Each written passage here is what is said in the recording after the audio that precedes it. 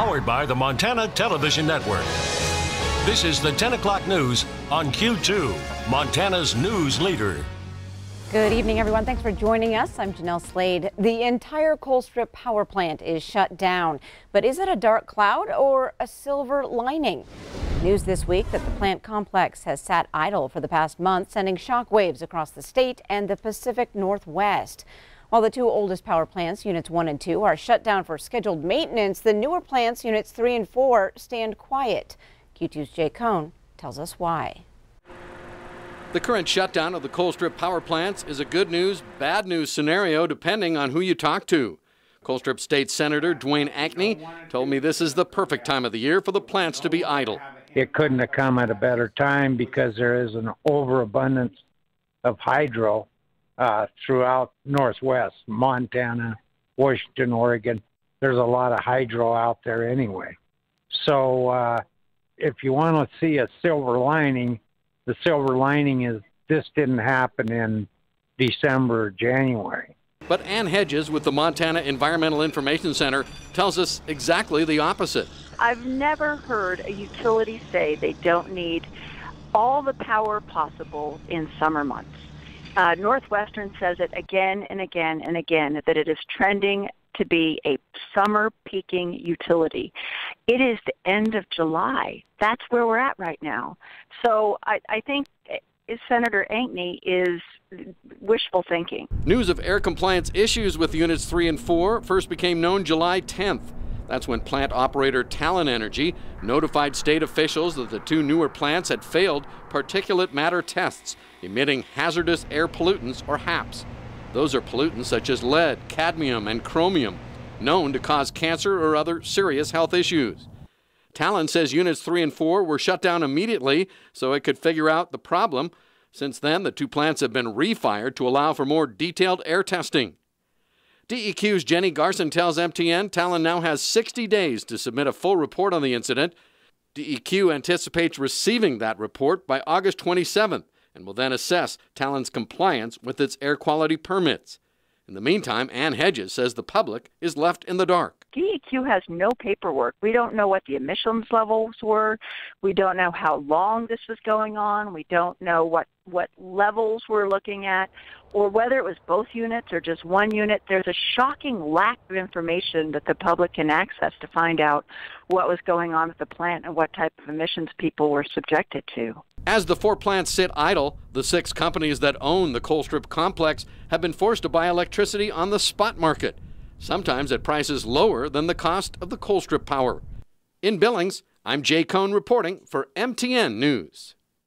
Thanks, Jay. Now, as part of a lawsuit settlement over the past air pollution issues, 2 older plants are scheduled to be shut down no later than 2022.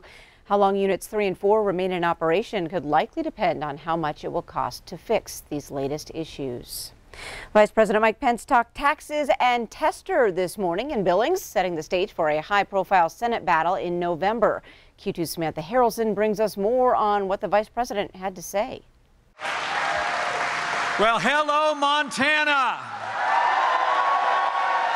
The vice president wasted no time getting the crowd of about 400 Montanans riled up Wednesday morning. But before he made his appearance, there was a roundtable discussion with area business owners who spoke about the tax bill and the impact on their businesses. From there, Interior Secretary Ryan Zinke spoke before Senate hopeful Matt Rosendale took the stage.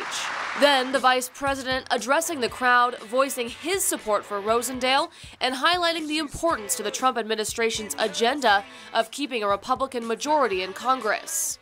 I mean to tell you, the obstruction that liberals and Democrats on Capitol Hill have put up for this president has no historical precedent. And frankly, we've done it all despite the consistent opposition of Chuck Schumer and of your Senator, John Tester. He spent much of his speech highlighting the top priorities of the Trump administration, including immigration, the economy, and of course the main topic of the event, the Tax Cuts and Jobs Act signed into law by the president. We cut taxes for businesses large and small so that companies here in Montana can compete and win and create jobs against any company anywhere in the world. In case you haven't noticed, confidence is back. Jobs are coming back. To put it plainly, America is back, and we're just getting started. In Billings, Samantha Harrelson, MTN News. Now, the Vice President and Air Force Two flew out of the Magic City just before noon today. He headed to Grand Forks, North Dakota for a couple of campaign events and then back home to Washington, D.C.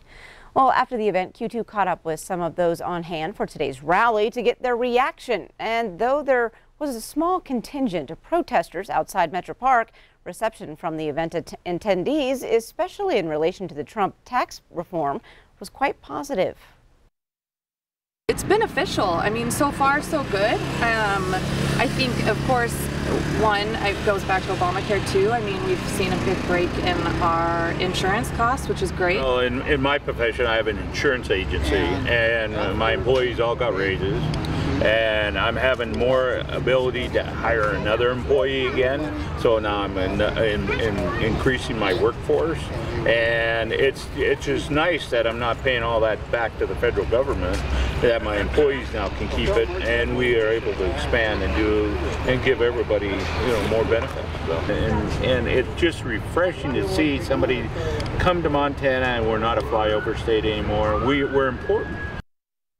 Now, one young supporter told Q2 he thinks the tax reform is a step in the right direction and that he's excited to be old enough to vote in 2020 so he can continue to support the Trump administration. Well, we did reach out to Jon Tester's campaign to get its take on the vice president's visit. Communications Director Chris Marr told us Senator Tester could not support the Trump tax cuts because he believes they'll add to the deficit while giving tax breaks to corporations. We also asked Marr about President Trump's controversial trade tariffs and the administration's $12 billion program to help American farmers impacted by those tariffs. Montana farmers and ranchers are facing a lot of uncertainty right now, and they want to make their money through hard work and at the farm gate. They're not looking to make their money from the United States government. It was a little disingenuous for Matt Rosendale to go there when there's a clear record of Jon Tester working on behalf of Montana. Chris Marr was responding to Matt Rosendale's assertion that Senator Tester has opposed President Trump. Now, Marr pointed out that Tester has had a hand in 16 separate bills that the president has signed into law. While the vice president was promoting to the local public, Mrs. Pence was buzzing around the outskirts of Billings. Q2's Zoe Zandora takes us along.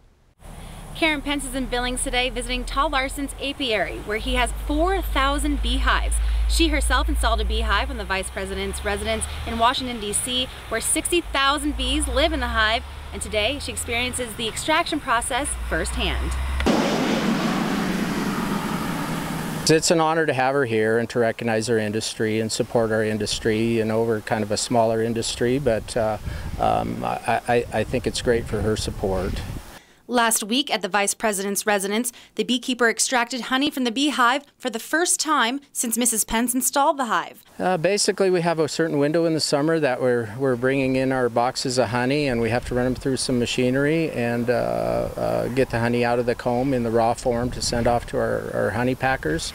We usually try to finish by October 1st. So yeah, it's a perfect time to have her and come see what we do. Mrs. Pence says all types of pollinators such as bees, butterflies, birds, and bats are critical to providing our nation's food, fiber, fuel, and medicine. She added, this presents a serious challenge to our ability to produce many of the agricultural products that we enjoy today. Bees provide an added bonus to the vegetable and flower gardens by making them well-pollinated and taste even better at harvest. In Billings, Zoe Zandora, MTN News. And Zoe tells us this afternoon Karen Pence toured another bee farm in Grand Forks, North Dakota. Turning to weather, Bob McGuire, I know we were expecting some unpleasant weather heading our way. How's that looking now? Well, I'm right on track. It's coming our way. It's over in Great Falls right now. Let me show it to you. You can see here we have that northwesterly flow of air. The storm started up there by Cutbank and then made its way in towards Teton County. It became a severe thunderstorm there. And now here by Great Falls, it's still a severe thunderstorm warning, which will remain in effect until 10:45 tonight. Now, that particular storm does have 60-mile-per-hour winds and quarter-size hail earlier when it went through Choteau in Fairfield, it had half-dollar size hail. So the storm is starting to shrink in size a little bit. It's still expected to make its way into the Billings area. You can see one cell that came close to us gave us that gorgeous sunset tonight. Did you see that? Then it just kind of fizzled out when it made its way elsewhere. So our forecast is going to talk about some cooler temperatures and some more rain. We'll talk about that in a few more minutes. All right, thanks, Bob. In a rare agreement from all three of Montana's congressmen, a joint piece of legislation is now on its way to President Trump's desk. The bill would designate 20 miles of East Rosebud Creek on the Custer National Forest as a wild and scenic river. Montana Congressman Greg Gianforte introduced the bill in the House this year, and together, Senators John Tester and Steve Daines introduced a similar bill in the Senate last December. Now, if the president signs it, East Rosebud Creek would become the first Montana waterway to receive the wild and scenic classification since 1976. Coming up on tonight's Q2 10 o'clock news, the European Union is trying to find a truce in the escalating trade war with the U.S. We'll bring you the latest. And in sports tonight, Scott hears from Mr. Bobcat Sonny Holland, who lands on our list of Montana's all-time football greats. You're watching MTN News with Jay Cohn and Jeanelle Slade. Storm Tracker weather with Bob McGuire and sports with Scott Green. This is the 10 o'clock news on Q2, Montana's news leader.